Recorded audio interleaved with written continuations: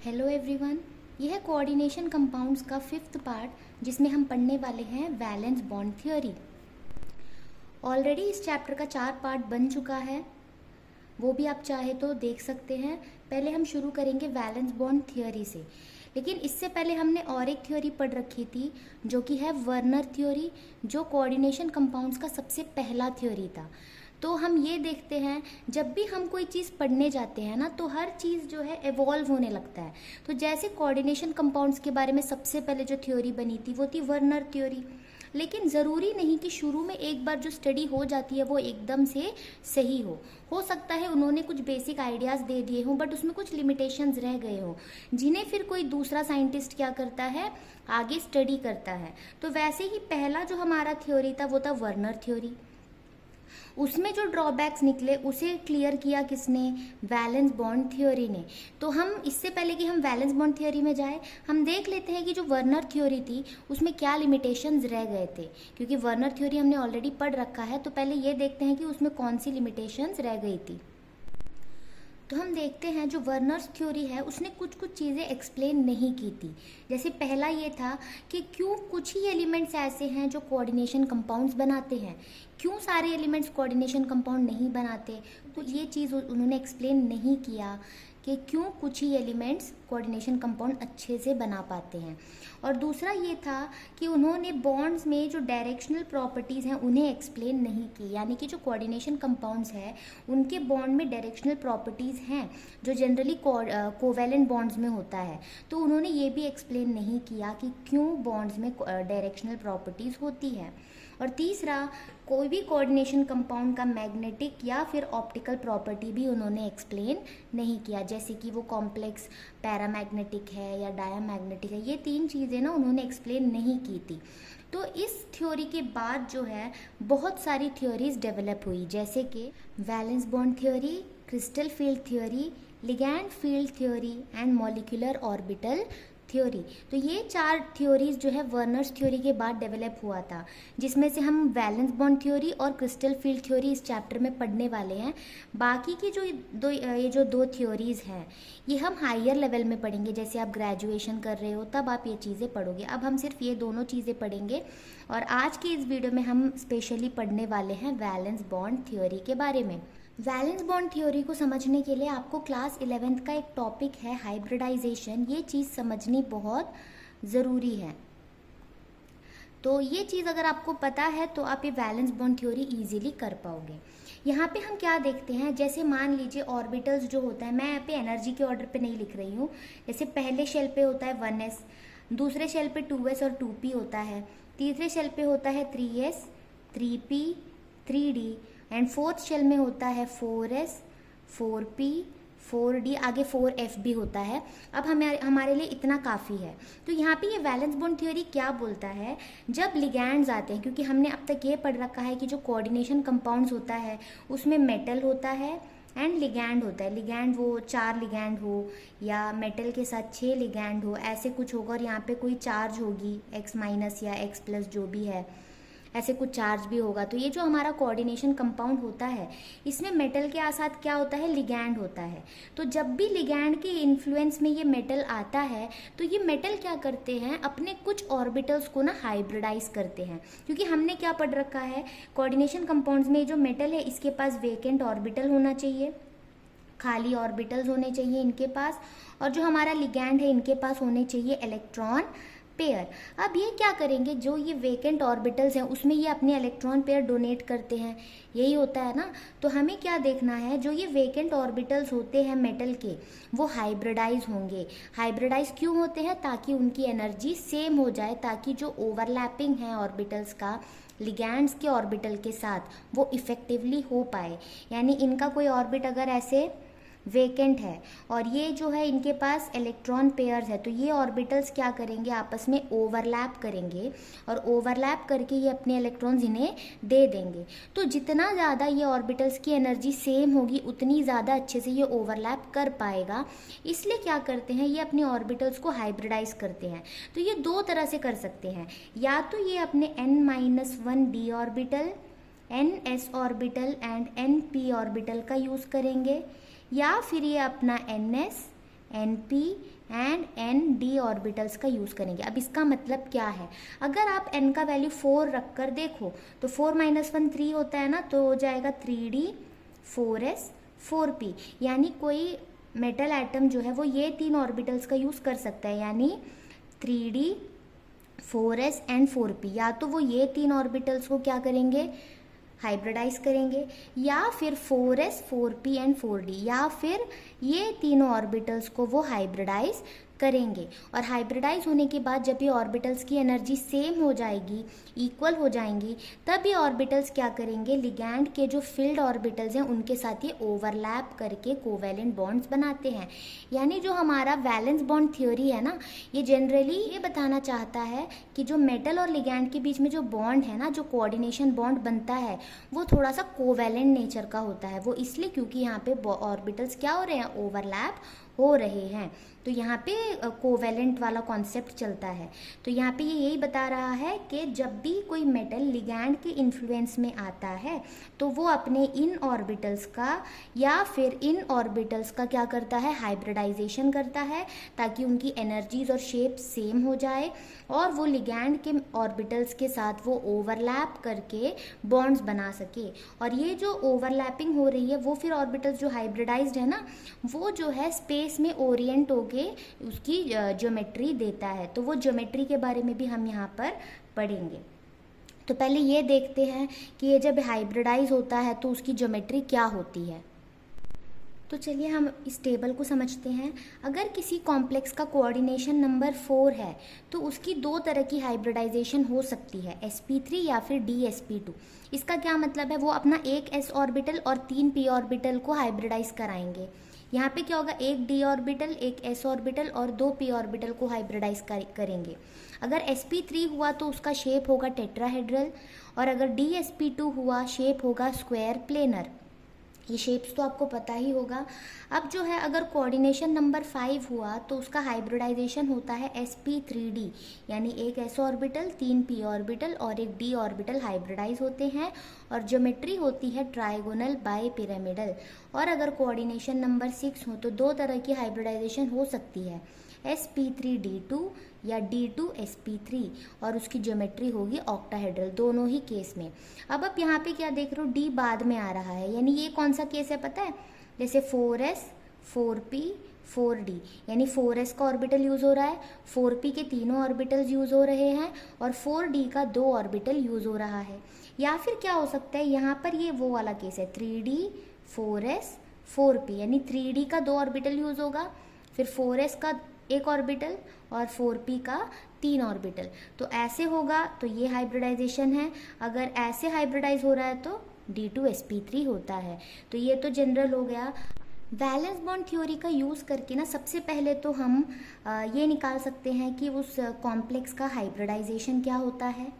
ये हमें पता चलता है वैलेंस बॉन्ड थ्योरी से, और हमें पता चलता है उस कॉम्प्लेक्स का ज्योमेट्री क्या है।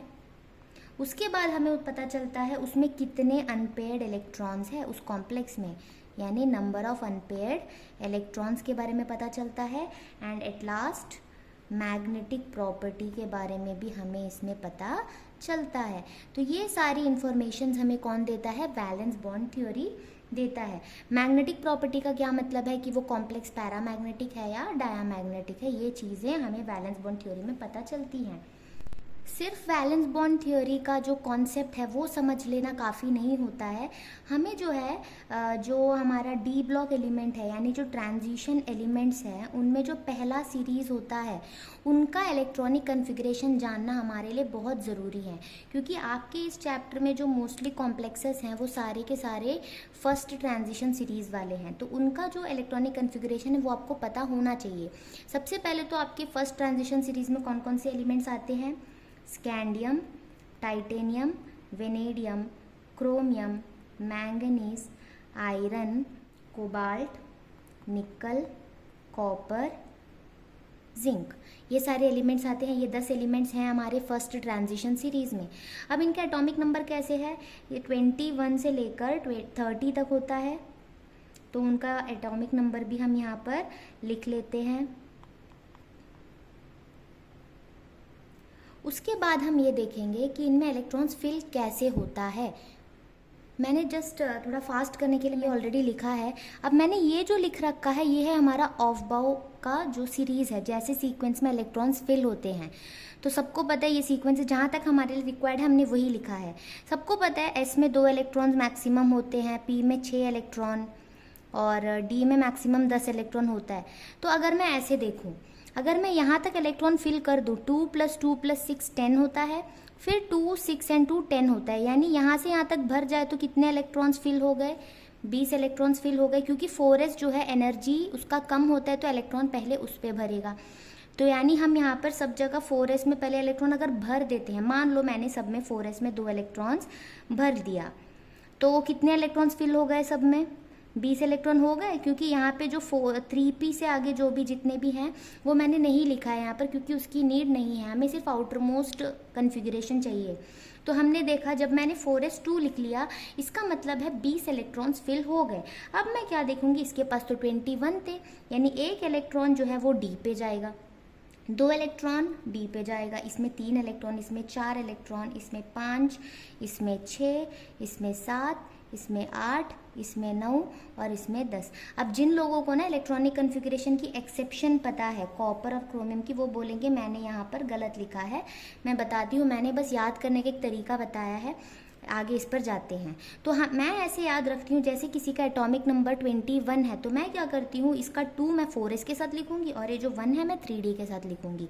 जैसे 22 हुआ तो 22, 23 है तो 23, 25 है तो 2 and 5, 25 हो गया, क्योंकि मैं पहले 4s पे 2 इलेक्ट्रॉन फिल कर रही हूँ तो 20 हो गया, बाकी जितने भी बचे हैं वो मेरे 3d पे जाएगा।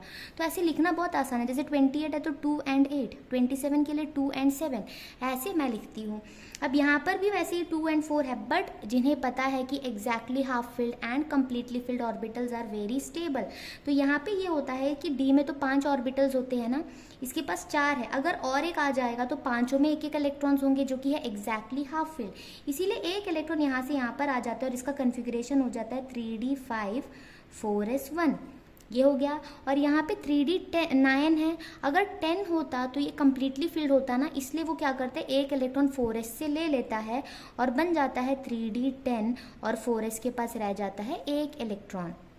तो इन दोनों केस में बस एक इलेक्ट्रॉन 4s से शिफ्ट होता है, वो इसलिए क्योंकि exactly half filled and completely filled orbitals are more stable. बाकी सब में आप ऐसे याद कर सकते हो जैसे मैं करती हूँ, 26 के लिए 2 and 6 लिख दूंगी, बस इतना ही करना है हमें।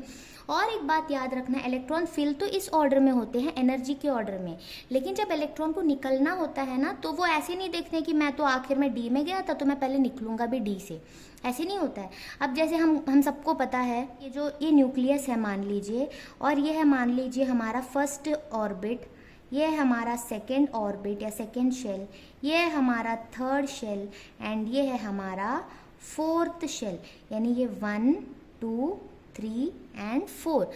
भले ही 4s जो है उसकी एनर्जी कम थी, इसलिए 3d से पहले वो 4s पे फिल होता है, बट जब इलेक्ट्रॉन निकलने की बारी आएगी, और हम सबको पता है कि इलेक्ट्रॉन हमेशा आउटर मोस्ट शेल से ही निकलता है, इसलिए जब भी हमें इलेक्ट्रॉन निकालना हो तो पहले हम 4s से निकालेंगे, उसके बाद हम जाएंगे 3d पर अगर एक्स्ट्रा इलेक्ट्रॉन्स निकालने हैं तो।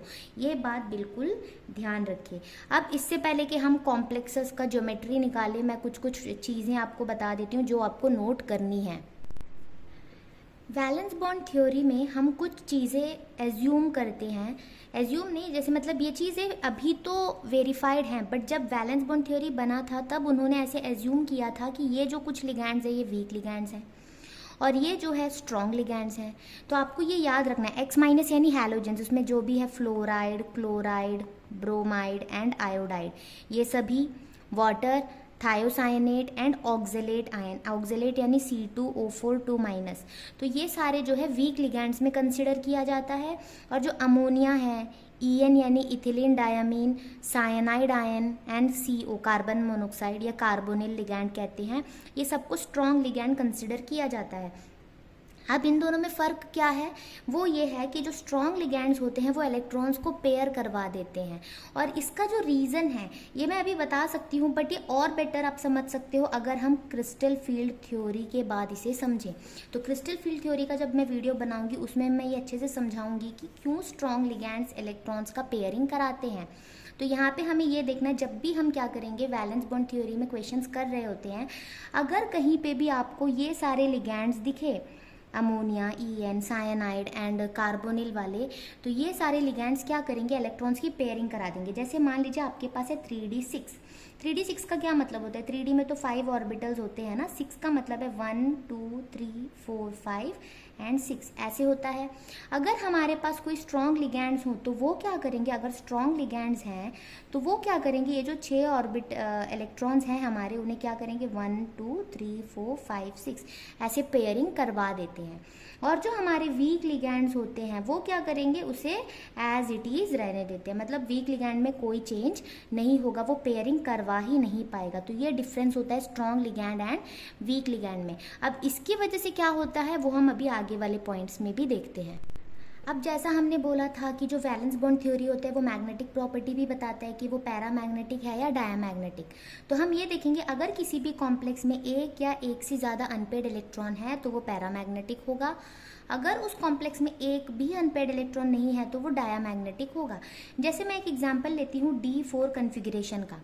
D4 का क्या मतलब होता है, D ऑर्बिटल है हमारे पास 5, इसमें क्या है 4 इलेक्ट्रॉन है, 1 2 3 और 4। अब यहाँ पे मैं देख सकती हूँ अगर मेरे पास वीक लिगैंड हो, वीक लिगैंड क्या करता है, पेयरिंग तो नहीं करवा पाता है, तो एज इट इज़ रहेगा। तो मैं देख सकती हूँ यहाँ पे 4 अनपेड इलेक्ट्रॉन है, तो एक से ज़्यादा हो गए अनपेड इलेक्ट्रॉन। तो ऐसा कन्फिग्रेशन अगर होगा कोई कॉम्प्लेक्स का तो वो पैरामैग्नेटिक कहलाएगा।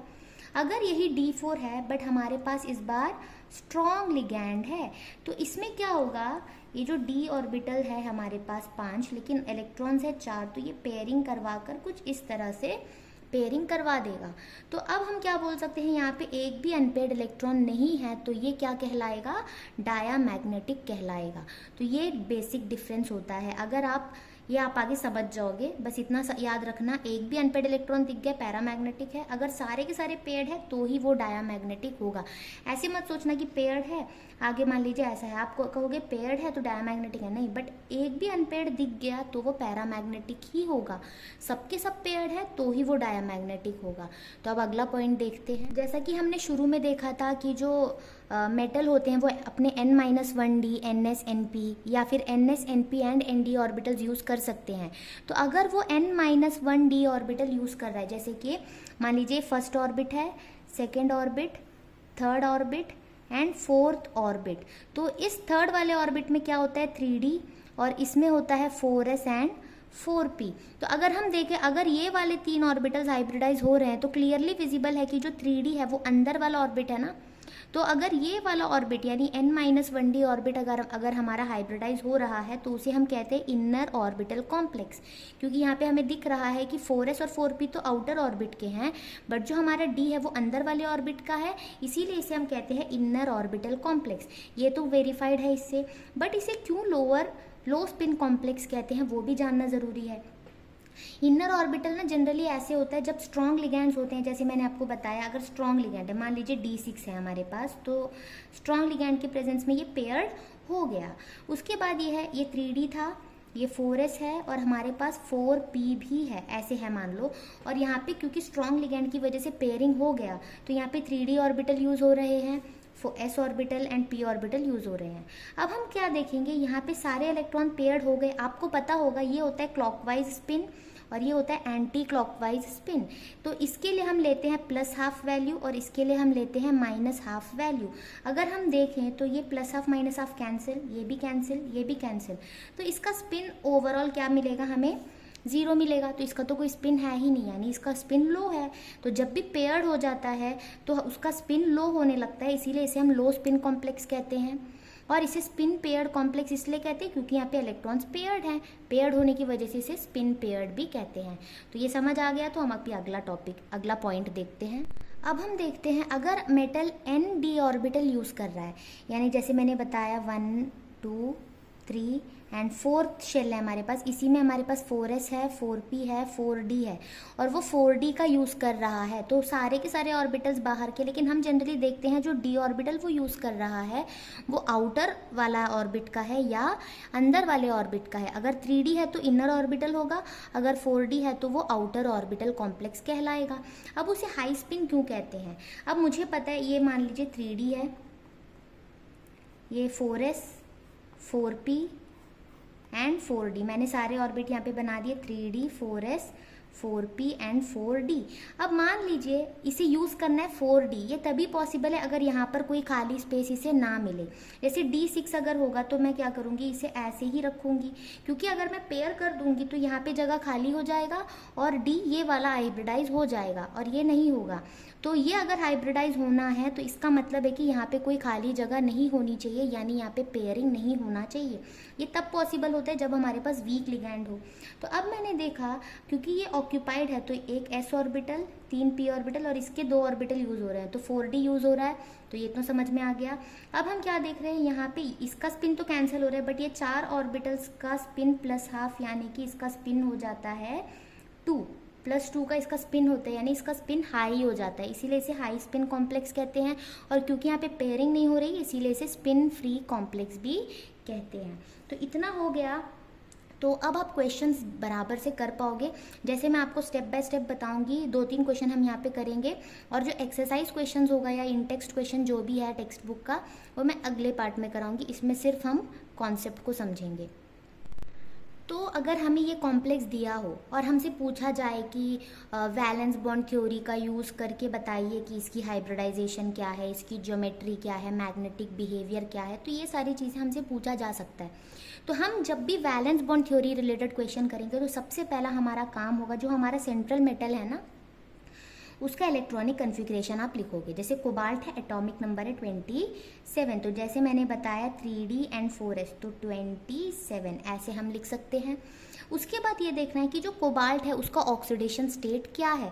तो मैं ले लेती हूँ कोबाल्ट का ऑक्सीडेशन स्टेट x है, प्लस अमोनिया 0 चार्ज होता है और ओवरऑल चार्ज यहाँ पे दिया हुआ है +3। तो इससे क्लियर है कि x की वैल्यू +3 हुई, यानी जो कोबाल्ट है वो क्या हो जाएगा, +3 स्टेट में होगा, यानी कि इसमें से 3d एंड 4s, क्योंकि यहाँ से 3 इलेक्ट्रॉन निकालने हैं तो 2 इलेक्ट्रॉन यहाँ से निकल गए और 1 इलेक्ट्रॉन जब यहाँ से निकलेगा तो ये 7 की जगह क्या हो जाएगा 6। तो ऐसे आपको इलेक्ट्रॉन निकालना है, फिल इसमें लास्ट में करते हो बट निकलते वक्त 4s से ही ये निकलेगा। इतना हो जाने के बाद आपका काम ये होगा कि जो कोबाल्ट है ना, कोबाल्ट 3+, इसका आपको ग्राउंड स्टेट बनाना है। ग्राउंड स्टेट का मतलब है इसे आप ओपन करके ऑर्बिटल्स के फॉर्म में दिखाओगे। तो यहाँ पे ये है हमारा 3d और आगे हमारे पास है 4s। तो हम क्या करेंगे, 3d में 6 इलेक्ट्रॉन्स है तो हम 1 2 3 4 5 6 ऐसे ही फुल पेयर करके मत जाना, क्योंकि हमने पढ़ा है हुंड्स रूल जो 11th में है, जिसके अकॉर्डिंग पहले सिंगल सिंगल फिल होगा फिर ही ये पेयरिंग होगा। ये हो गया हमारा ग्राउंड स्टेट। इसके बाद आपको लिखना होता है कोबाल्ट 3+ का एक्साइटेड स्टेट। एक्साइटेड स्टेट लिखने से पहले आपको ध्यान ये देना है कि जो लिगैंड दी हुई है वो स्ट्रॉन्ग है या वीक है। अब क्योंकि वो स्ट्रॉन्ग है अमोनिया, तो इसका मतलब है कि यहाँ पे पेयरिंग होगी। पेयरिंग होने का मतलब है जो हमारा 3d ऑर्बिटल, पहले आप बना लीजिए 3d, आपके पास है 6 इलेक्ट्रॉन तो आपको यहाँ पे पेयरिंग करवाना है, यानी 1 2 3 4 5 6 हो गया। अब आपके पास 4s भी था। आपको ये ध्यान देना है कि जितने लिगैंड्स आपके पास है ना उतने आपके पास वेकेंट ऑर्बिटल्स होने चाहिए, क्योंकि एक लिगैंड एक ऑर्बिटल में डोनेट करता है। तो आपके पास 6 अमोनिया है बट आपके पास यहाँ पर कितने ऑर्बिटल दिख रहे हैं, 3। आपको और 3 चाहिए, कोई बात नहीं, 4s के आगे 4p भी अवेलेबल है तो उसका यूज़ हम कर सकते हैं। तो ये हम एक्साइटेड स्टेट में लिखते हैं। अब हम क्या देखेंगे, 1 2 3 4 5 6 हो गए 6 ऑर्बिटल्स। इन 6 का हमें क्या करना है, यूज़ करना है। तो 2 d ऑर्बिटल यानी d2, एक s ऑर्बिटल यानी s, 3 p ऑर्बिटल यानी p3। तो इसका हाइब्रिडाइजेशन हो गया d2sp3। इसके बाद आपको और एक काम करना होता है, वो ये है कि आपको कॉम्प्लेक्स लिखना है, CONH3 6 3+, ये आपने लिख लिया। उसके बाद क्या करना है, जितना हाइब्रिडाइज हो गया उसे आपको सेपरेट करना है, यानी यहाँ से आपको ब्रेक करवा देना है। जो बचा हुआ ये 3 है ना, जो हाइब्रिडाइज नहीं हुआ, उसे आपको अलग से लिखना होगा, जिसमें 6 इलेक्ट्रॉन्स भी हैं। ये आपका 3D ऑर्बिट हो गया। अब 1 2 3 4 5 6, ये 6 क्या हो गए, हाइब्रिडाइज हो गए ना, तो इसे आप एक साथ लिखोगे। और यहाँ पे आपको दिखाना होगा 6 इलेक्ट्रॉन पेयर। आप कैसे भी दिखा सकते हो, मैं यहाँ पे 2 क्रॉस दिखाऊंगी, आप चाहो तो ऐसे ही ये एरो वाला भी आप कर सकते हो। इस पे इसका मतलब है ये जो 2 इलेक्ट्रॉन है ये एक अमोनिया से आया है, ये दूसरे, ये तीसरे, चौथे, पांचवें और छठे अमोनिया से। तो हम यहाँ क्या लिखेंगे, 6 electron pairs from 6 ammonia molecules, ये आपको लिखना है। इतना हो गया, तो ये हो गया आपका पूरा काम। अब आपको ये ध्यान देना है आपको क्वेश्चन में क्या क्या पूछा गया था। तो अगर आपसे ज्योमेट्री हाइब्रिडाइजेशन पूछा हो तो सबसे आप पहले लिखोगे D2sp3 हाइब्रिडाइजेशन। उसके बाद अगर आपसे ज्योमेट्री पूछी है तो आपको पता है D2sp3 के लिए ज्योमेट्री होती है ऑक्टाहेड्रल। अगर आपसे पूछी गई हो मैग्नेटिक प्रॉपर्टी तो आप देखोगे कहीं पे भी एक भी सिंगल इलेक्ट्रॉन आपको नहीं दिख रहा है, सबके सब पेयर्ड हैं, तो आप इसे लिखोगे डायामैग्नेटिक। इतना क्लियर। जब कभी भी हमारे पास D2sp3 या sp3d2 यानी ऑक्टाहेड्रल आते हैं ना, तभी हम लिखेंगे इनर ऑर्बिटल या आउटर ऑर्बिटल। अब देखिए d ऑर्बिटल अंदर वाला यूज हुआ है ना 3D, इसका मतलब ये क्या हो गया, इनर ऑर्बिटल कॉम्प्लेक्स। इतना ध्यान देना है। इसमें आप एक्स्ट्रा और क्या लिख सकते हो, इनर ऑर्बिटल के साथ साथ लो spin complex, spin paired complex, ये सारी चीज़ें भी आप यहाँ पे ऐड कर सकते हो। तो अब अगला क्वेश्चन भी देखते हैं। तो COF6 में भी देखिए हमारा सेंट्रल मेटल क्या है, कोबाल्ट। तो कोबाल्ट का हमें पता है 3D7 4s2, अभी हमने पिछले क्वेश्चन में भी देखा था। अब यहाँ पे भी हम इसका ऑक्सीडेशन स्टेट निकालेंगे। X 6 फ्लोरीन है, एक फ्लोरीन का -1 होता है तो 6 का -6 हो जाएगा -3। तो X इज इक्वल टू -3 क्यों है, ओवरऑल चार्ज। अब X क्या हो जाएगा, -3, -6 यहाँ जाएगा +6, यानी X की वैल्यू हो गई +3। यानी फिर से कोबाल्ट का क्या हो जाएगा, +3 ऑक्सीडेशन स्टेट, यानी कि मैं सीधे ग्राउंड स्टेट बना देती हूँ क्योंकि मेरे पास स्पेस कम है ग्राउंड स्टेट वाला। क्योंकि यहाँ पे 3 इलेक्ट्रॉन निकालने हैं तो 4s का निकाल लिया हमने 2 इलेक्ट्रॉन, और 3D से 1 निकाला तो 3D 6 हुआ। तो मैं यहाँ पे 6 इलेक्ट्रॉन्स ड्रॉ करूँगी, ये हो गया। अब उसके बाद जब मुझे कोबाल्ट 3+ का एक्साइटेड स्टेट बनाना है तो मैं ये देखूँगी जो मेरा लिगैंड है वो है फ्लोराइड, जो कि है वीक। तो इसका मतलब है मैं यहाँ पे पेयरिंग नहीं करूँगी, नो पेयरिंग। तो यहाँ पे क्या होगा, एक्साइटेड स्टेट में भी मैं इसे ऐसे ही रखूँगी बिना पेयरिंग के, जैसे ये था। ये हो गया 3D और ये है हमारे पास 4s। अब कितनी ऑर्बिटल्स हमें खाली चाहिए, 6, बट यहाँ पे सिर्फ 1 है, तो हम आगे 4s के बाद हमें पता है 4p अवेलेबल है, वो बना देंगे। बट अभी भी सिर्फ 4 हुए हैं, तो आगे 4d अवेलेबल है, वो भी बना लेते हैं। और मुझे 6 चाहिए, 4 यहाँ हो गए, 5 और 6, तो ये 6 ऑर्बिटल्स हाइब्रिडाइज हो जाएंगे। तो इसके लिए मैं लिख सकती हूँ COF6 3-। जैसे मैंने बताया जो हाइब्रिडाइज नहीं हुए हैं उसे मैं एक साथ रखूँगी, जैसे ये है, इसमें जो इलेक्ट्रॉन्स है वो भी आप दिखा देंगे।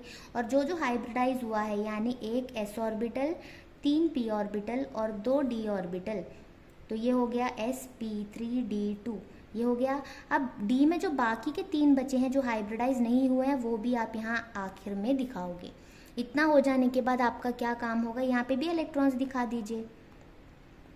इसका मतलब क्या है, 6 इलेक्ट्रॉन पेयर हैं, 6 electron pair from 6 fluoride ions. 6 fluoride ions ने अपने 6 इलेक्ट्रॉन पेयर यहाँ पे डोनेट कर दिए, ये हो गया। अब अगर आपको हाइब्रिडाइजेशन पूछा जाए तो sp3d2, ज्योमेट्री है इसका ऑक्टाहेड्रल, ऑक्टाहेड्रल को शॉर्ट में OH लिखते हैं। उसके बाद क्या है, मैग्नेटिक प्रॉपर्टी अगर देखें तो यहाँ पे 4 अनपेयर्ड इलेक्ट्रॉन हो गए ना, तो ये हो जाएगा पैरामैग्नेटिक। और यहाँ पे जो d ऑर्बिटल है वो कौन सा यूज हो रहा है, 4d, यानी ये है आउटर ऑर्बिटल कॉम्प्लेक्स। तो ये सारी चीज़ें आपको यहाँ पर सीखनी है। तो होपफुली आप समझ गए होंगे। अब आगे और 1-2 देख लेते हैं, फिर हम वीडियो को एंड करेंगे। अगला है हमारा NiCl4 2-। तो यहाँ पे निकल है तो पहले मैं करूँगी निकल का इलेक्ट्रॉनिक कन्फिग्रेशन। 28 है तो मैं क्या करूँगी 3d4s, यहाँ पे 2, यहाँ पे 8 हो गया। अब उसके बाद क्या हो गया, यहाँ पे हमें ऑक्सीडेशन स्टेट चाहिए ना, तो निकल का x मान लेते हैं। 4 क्लोराइड के लिए -4 होगा और ओवरऑल यहाँ पे है -2, तो इससे आपको मिल जाएगा +2, यानी निकल जो है वो +2 ऑक्सीडेशन स्टेट में है। यानी 2 इलेक्ट्रॉन्स रिमूव होने हैं, जो कि है 3d8 यहाँ पर रहेगा, बस यहाँ के 2 इलेक्ट्रॉन्स निकल जाएंगे। इतना होने के बाद आपको क्या करना है, Ni2+ का ग्राउंड स्टेट लिखना है। ग्राउंड स्टेट में आप क्या करोगे, जैसे है वैसे हम इलेक्ट्रॉन्स फिल करेंगे। 3d8 यानी 1 2 3 4 5 6 7 8 हो गए, और 4s में 0 यानी बिल्कुल इलेक्ट्रॉन्स यहाँ पर नहीं है। इसके बाद मुझे क्या करना होगा, निकल 2+ का एक्साइटेड स्टेट ड्रॉ करना है। उसके लिए मैं देखूंगी क्लोराइड जो है वो वीक है, यानी पेयरिंग नहीं होगा, तो एज इट इज़ जैसे मेरे पास था मैं वैसे ही ले लूँगी। 1 2 3 4 5 6 7 8, ये हो गया हमारा 3d। ये है 4s। अब क्योंकि मेरे पास 4 क्लोराइड है तो मुझे 4 ऑर्बिटल्स भी चाहिए, तो आगे का 4p मुझे लेना होगा, तो ये हो गए हमारे 4, यानी कि ये होगा sp3 हाइब्रिडाइजेशन। तो अब इसके बाद हमारा और एक काम क्या रह गया, NiCl4 2-। तो आप क्या करोगे, ये बना लोगे, सॉरी यहाँ पे 1 2 3 4 5 6 7 8 ये हो गया। अब ये जो हाइब्रिडाइज हुए हैं 4 ऑर्बिट, वो आप यहाँ पे लिख दोगे, और यहाँ पे क्या आएगा, 4 electron pairs from 4 chloride ions, ये आप लिखोगे, और यहाँ पे भी आप इलेक्ट्रॉन पेयर दिखा दीजिए। ठीक है, अब इसके बाद हमें क्या पूछा गया होगा, हाइब्रिडाइजेशन, तो वो हम कहेंगे sp3, और sp3 के करस्पॉन्डिंग जो इसका शेप होगा वो है टेट्राहेड्रल, और इसके लिए शॉर्ट फॉर्म होता है td। और उसके बाद यहाँ पे मैग्नेटिक बिहेवियर आप देख सकते हैं, 2 अनपेड इलेक्ट्रॉन दिख रहा है, यानी ये हो गया पैरामैग्नेटिक। बट गलती से भी यहाँ पे इनर ऑर्बिटल आउटर ऑर्बिटल मत लिखना, क्योंकि यहाँ पे d ऑर्बिटल इन्वॉल्व्ड नहीं है। आप इनर आउटर तभी बताओगे जब आपका ऑक्टाहेड्रल कॉम्प्लेक्स होगा। अब और एक क्वेश्चन देखते हैं, दोबारा निकल वाला कॉम्प्लेक्स है, तो मुझे पता है निकल का जो एक इलेक्ट्रॉनिक कन्फिग्रेशन है वो है 3d8 4s2। उसके बाद मैं इसका ऑक्सीडेशन स्टेट निकालूंगी x। साइनाइड का -1 होता है, तो 4 साइनाइड का -4 होगा, इक्वल टू ओवरऑल -2 है, तो यहाँ पे भी +2 है, यानी कि निकल का +2 में क्या होगा, 2 इलेक्ट्रॉन यहाँ से निकल गए, तो 3d8 4s0। अब मैं लिखूंगी निकल 2+ का ग्राउंड स्टेट। ग्राउंड स्टेट में क्या होगा, जैसे मेरे पास है 3d में 8 इलेक्ट्रॉन, तो 1 2 3 4 5 6 7 8 हो गए, और 4s एम्प्टी है। इतना मैं लिखूंगी अपने ग्राउंड स्टेट में। और मुझे अगर लिखना हो इसका एक्साइटेड स्टेट, तो मैं क्या करूंगी, पहले देखूंगी कि जो मेरा लिगैंड है वो स्ट्रॉन्ग है या वीक है। तो क्लियरली मुझे पता है ये स्ट्रॉन्ग है, तो मुझे यहाँ पे पेयरिंग करवानी है। तो 3d में कितने इलेक्ट्रॉन थे, 8, तो उसे डायरेक्ट मैं पेयरिंग करके लिखूंगी, 1 2 3 4 5 6 7 8 हो गया। अब 4s, ये हो गया 3d, ये हो गया 4s। 4 Cn है, तो मुझे 4 एम्प्टी ऑर्बिटल्स चाहिए, यहाँ पे बस 2 हैं, तो आगे का 4p बना लेते हैं। 4 चाहिए, तो 1 2 3 4, तो ये 4 हाइब्रिडाइज हो जाएंगे। तो अगला हमें क्या करना है, NiCN4 2-, तो इसमें मुझे करना क्या है, जो ये हाइब्रिडाइज नहीं हुए हैं उसे अलग रखूंगी मैं, सब में 2 इलेक्ट्रॉन्स हैं। उसके बाद ये हो गए d, एक d ऑर्बिटल, एक s ऑर्बिटल और 2 p ऑर्बिटल, यानी कि dsp2, ऐसे करना है, dsp के 2 ऑर्बिटल हो गए। अब जो 4p का एक अकेला ऑर्बिट रह गया उसे हम यहाँ दिखाएंगे, और ये क्या होगा, 4 electron pair from 4 cyanide ions, ये हो गए।